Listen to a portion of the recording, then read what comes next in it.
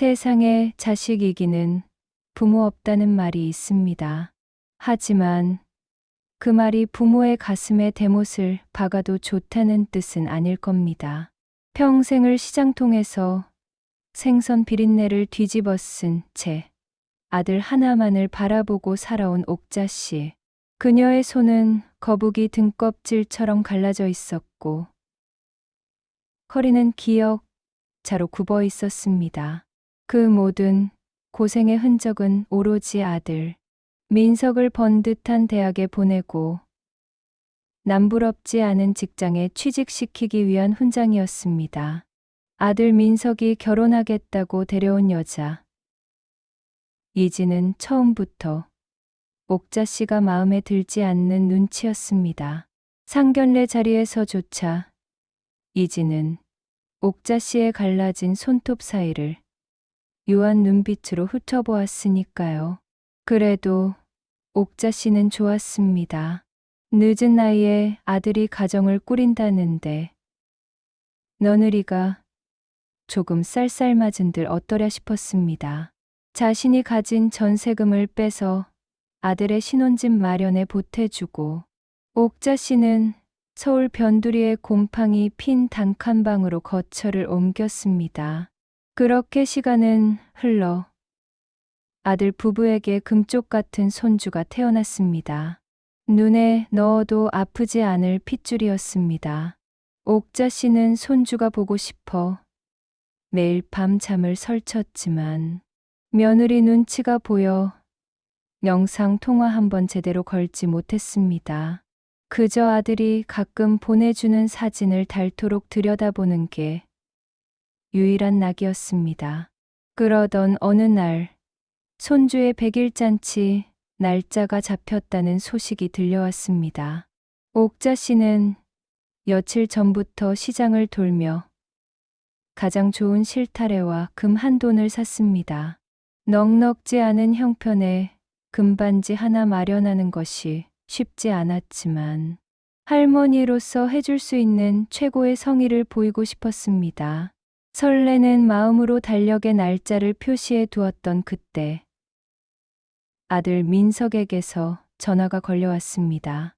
수화기 너머로 들려오는 아들의 목소리는 어딘가 주눅이 들어 있었고 뒤이어 며느리의 날카로운 속삭임이 희미하게 들려왔습니다.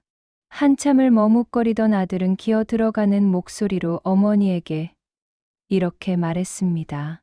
이번 100일 잔치는 그냥 가족들끼리 조촐하게, 아니, 친구들하고 회사 사람들만 불러서 호텔에서 파티 형식으로 하기로 했다고 말입니다. 어머니가 오시면 조금 불편할 수도 있으니 나중에 따로 집으로 찾아뵙겠다는 말이 뒤따랐습니다. 옥자 씨는 순간 멍하니 허공을 응시했습니다. 아들의 말 속에 숨겨진 진짜 뜻을 모를 리 없었습니다. 시장통에서 장사하는 늙고 초라한 시어머니가 화려한 호텔 파티에 나타나면 며느리 친구들에게 창피를 당할까 봐 오지 말라는 뜻이었습니다. 가슴 한구석이 쿵 하고 내려앉는 것 같았지만 옥자 씨는 애써 목소리를 가다듬었습니다. 알겠다고, 바쁠 텐데 신경 쓰지 말라고, 내 걱정은 말고 재미있게 보내라고 말하며 서둘러 전화를 끊었습니다. 끊긴 전화기를 붙들고 옥자 씨는 참았던 눈물을 쏟아냈습니다. 비린내 나는 내 돈으로 공부하고 결혼한 아들이 이제는 그 냄새가 싫다며 어미를 밀어내고 있었습니다. 하지만 서운함도 잠시. 옥자 씨는 다시 주섬주섬 옷을 챙겨 입었습니다. 오지 말라고 했다고 진짜 안 가는 건 도리가 아니라고 생각했습니다. 잔치에 참석하지는 않더라도 몰래 가서 준비한 금반지와 편지라도 전해주고 오고 싶었습니다. 그게 할머니의 마음이었습니다. 그렇게 옥자 씨는 낡은 가방에 금반지를 깊숙이 찔러 넣고 1시간이 넘게 걸리는 서울 강남의 호텔로 향했습니다. 그 길이 자신에게 닥칠 끔찍한 모욕의 시작인 줄은 꿈에도 모른 채 말입니다. 화려한 샹들리에가 눈부시게 빛나는 호텔 로비는 옥자 씨가 평생 밟아본 적 없는 낯선 세상이었습니다. 대리석 바닥은 거울처럼 반짝였고 지나가는 사람들은 모두 영화배우처럼 근사했습니다.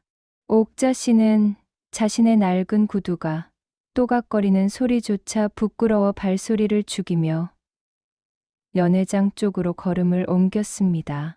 저 멀리 입구에서 하객들을 맞이하고 있는 아들과 며느리의 모습이 보였습니다.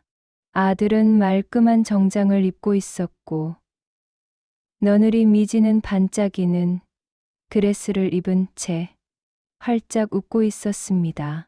그 모습이 얼마나 예쁘고 든든해 보이던지 옥자 씨는 기둥 뒤에 숨어 한참을 바라보았습니다.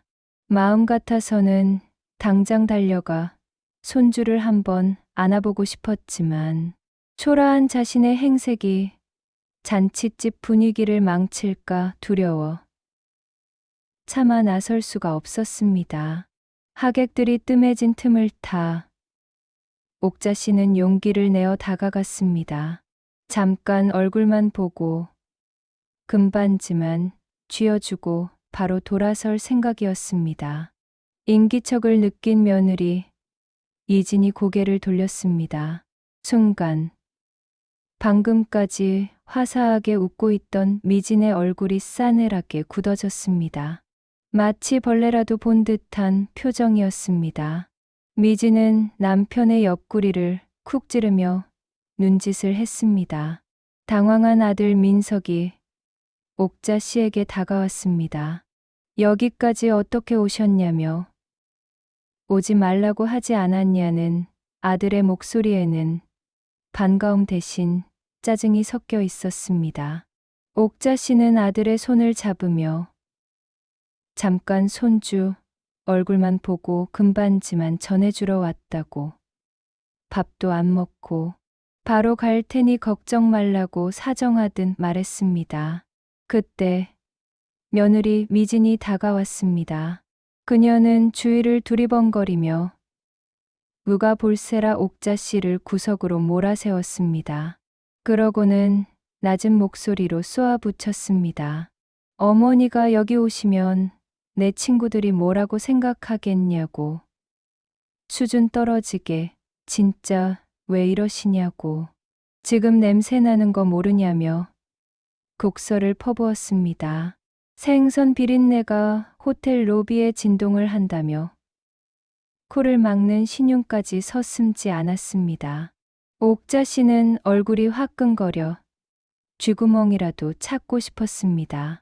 새벽부터 목욕을 하고 가장 깨끗한 옷을 입고 나왔는데 며느리의 코에는 여전히 시장 바닥의 비린내가 느껴지는 모양이었습니다. 민석은 아내의 기세에 눌려 어머니의 눈을 피하고만 있었습니다. 결국 미지는 옥자 씨의 손에 들린 꼬깃꼬깃한 봉투와 금반지, 케이스를 낚아채듯 가져가며 말했습니다.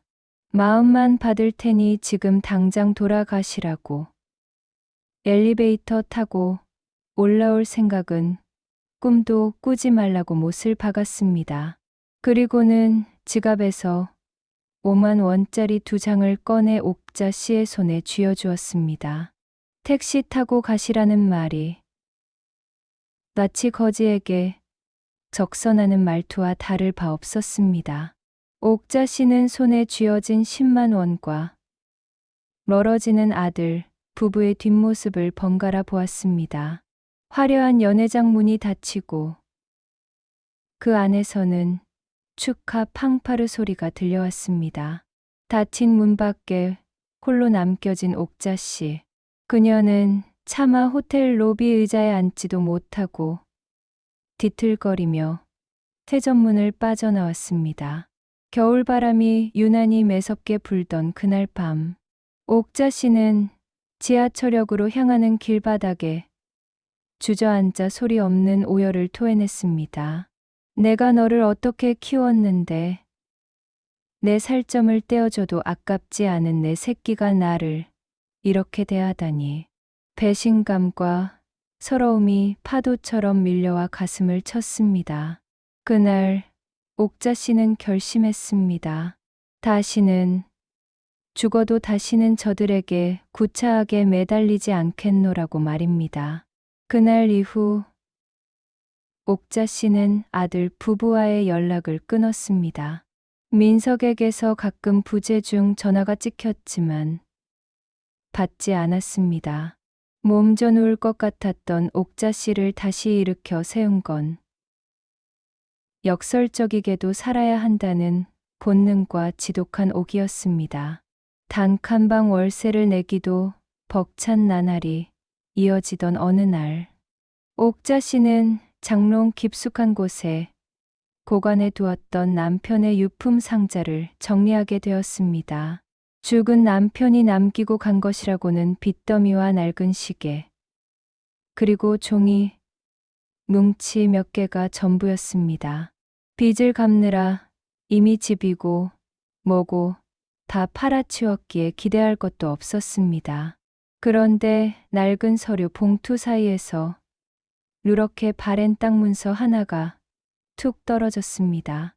강원도 산골짜기, 돌무더기밖에 없어 농사도 못 짓는다던 버려진 땅이었습니다.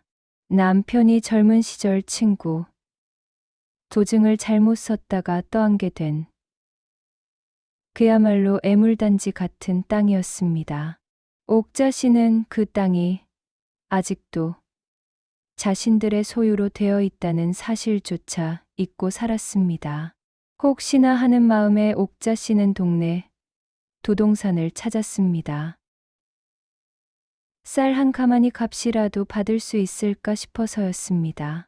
부동산 중개업자는 땅 문서를 보더니 안경을 고쳐 쓰며 컴퓨터를 두드리기 시작했습니다.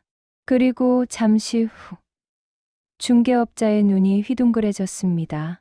그 산골짜기 땅 일대가 대규모 리조트 개발 단지로 확정되어 보상 절차가 진행 중이라는 것이었습니다.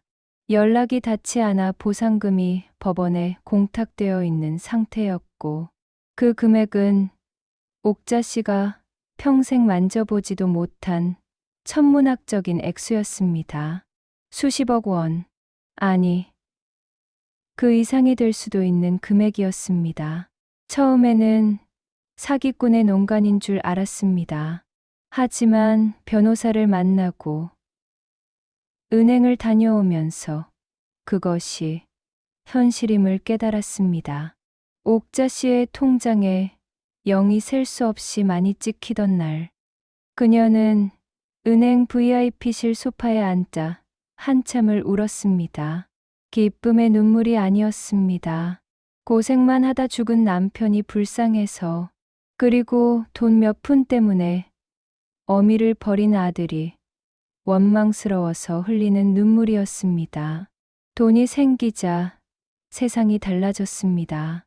굽신거리는 사람들, 최고급 아파트, 명품 옷. 옥자 씨는 생선 비린내 나는 옷을 벗어 던지고 우아한 사모님으로 변신했습니다. 하지만 그녀는 돈을 함부로 쓰지 않았습니다. 건물을 매입하고 전문가를 고용해 자산을 불렸습니다. 뼈저리게 느꼈기 때문입니다. 돈이 없으면 가족에게조차 버림받는다는 그 차가운 진리를 말입니다. 반면 아들 민석의 상황은 정반대로 흘러가고 있었습니다. 무리하게 대출을 받아 시작한 사업은 불경기와 맞물려 삐걱거리기 시작했고, 며느리 미진의 사치벽은 날이 갈수록 심해졌습니다. 미진은 남편의 수입이 줄어드는 줄도 모르고 백화점 VIP 등급을 유지하느라 카드 돌려막기를 하고 있었습니다. 결국 민석의 사업은 부도가 났고 살고 있던 아파트마저 경매로 넘어갈 위기에 처했습니다. 빚쟁이들에게 시달리던 민석과 미진. 그들은 당장 길거리에 나앉게 생기자 쥐푸락이라도 잡는 심정으로 여기저기 돈을 빌리러 다녔지만 아무도 그들을 도와주지 않았습니다. 그때 미진의 친구에게서 뜻밖의 소식이 들려왔습니다. 강남의 한 고급 펜트하우스에 엄청난 재력가 할머니가 이사를 왔는데 그분이 투자처를 찾고 있다는 소문이었습니다. 미진은 마지막 기회라 생각했습니다. 그 재력가 할머니의 마음만 사로잡으면 투자를 받아 남편의 사업을 다시 일으킬 수 있을 거라 믿었습니다. 그녀는 남은 명품, 가방을 중고로 팔아 마련한 돈으로 비싼 과일 바구니를 사들고 그 펜트하우스로 향했습니다. 소문에 의하면 그 할머니는 독거노인이라 외로움을 많이 탄다고 했으니 가서 말동무라도 해드리며 한심을 살 작정이었습니다. 으리으리한 주상복합 아파트의 보안 게이트를 통과하고 초고속 엘리베이터를 타고 도착한 펜트하우스. 현관문이 열리고 가정부가 그들을 맞이했습니다. 거실로 들어선 미진과 민석은 입을 다물지 못했습니다. 창밖으로 한강이 내려다 보이는 압도적인 뷰. 고급스러운 가구들. 자신들이 살던 집과는 차원이 다른 세상이었습니다. 가정부의 안내를 받아 소파에 앉아 기다리던 두 사람. 잠시 후 안방문이 열리고 누군가 걸어 나왔습니다. 최고급 실크 원피스에 우아한 진주 목걸이를 한 여인. 세련된 단발머리에 기품이 흐르는 그 여인의 얼굴을 본 순간 민석과 미진은 심장이 멈추는 듯한 충격에 휩싸였습니다. 그녀는 다름 아닌 1년 전 호텔 로비에서 비린내 난다며 쫓아냈던 어머니 옥자 씨였습니다. 어머니? 민석이 떨리는 목소리로 불렀지만 옥자 씨는 차가운 눈빛으로 그들을 내려다볼 뿐이었습니다. 며느리 미진은 들고 있던 과일 바구니를 바닥에 떨어뜨렸습니다. 사과와 배가 대굴대굴 굴러가 최고급 대리석 바닥 여기저기로 흩어졌습니다. 누구신데 남의 집에 함부로 들어오셨나? 내 아들 내외는 1년 전에 죽었는데. 옥자 씨의 목소리는 서리발처럼 차가웠습니다. 민석은 바들바들 떨며 무릎을 꿇었습니다. 사업이 망해서 당장 갈 곳이 없다고, 한 번만 살려달라고 길기 시작했습니다. 하지만 옥자 씨는 꿈쩍도 하지 않았습니다. 오히려 소파에 편안하게 앉아 차를 한 모금 마시며 그들을 벌레 보듯 바라보았습니다. 상황 파악이 된 미진도 급히 무릎을 꿇고 옥자 씨의 다리를 붙잡았습니다. 어머니, 제가 죽을 죄를 지었다며 그때는 철이 없어서 그랬다고, 손주를 봐서라도 용서해달라고 눈물 콧물을 쏟으며 애원했습니다. 옥자 씨는 가소롭다는 듯 웃음을 터뜨렸습니다. 철이 없어? 냄새난다며, 급이 안 맞아서 파티 망친다며. 그런데 이제 와서 돈 냄새는 기가 막히게 맡고 찾아왔구나. 너희들이 말하는 그 급. 이제 내가 너희랑 안 맞아서 못 어울려 주겠다.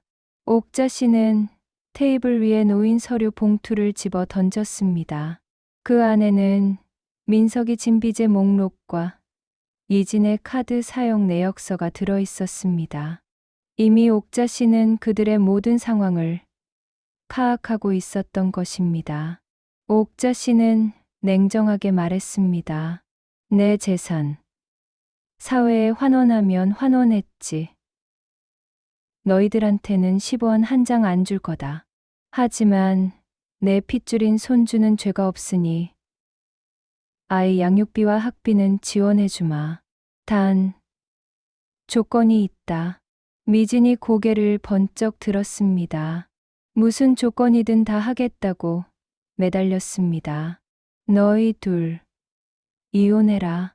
그리고 아이 양육권은 민석이가 갖대.